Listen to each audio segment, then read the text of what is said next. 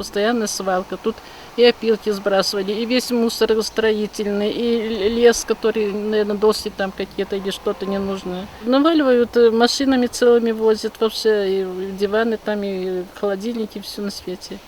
Грязь, мусор, собаки тут, крысы потом. Ну, не знаю, надо убрать все. Но сейчас там нету почти уже, там капелька осталась. Убирали зимой, наверное, или осенью. Тут мы приходится, ну я сейчас просто не на машине, а вот когда на машине мусор собираем у себя, везем в город, там бывает.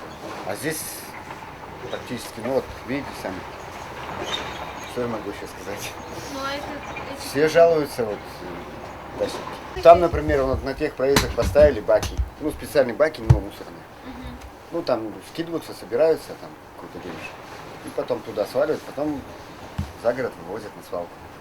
В обществе буквально неделю назад поставили контейнер возле магазина. В принципе, люди стали более ответственно относиться к мусору и собирать. Хотя я не в курсе, как там вывозится, с какой регулярностью.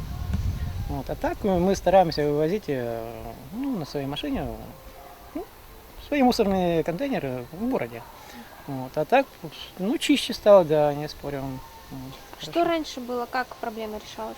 Раньше бывало, что на перекрестке могут вынести и оставить пакетики. Так, бывало всякое. Весной убирали просто эту, как субботник делали, заказывали машину, вывозили. А потом ставили на каждом проезде. Но это не важно, потому что там свалки встраивали. Сейчас в одно место таскают, а пока не знаю.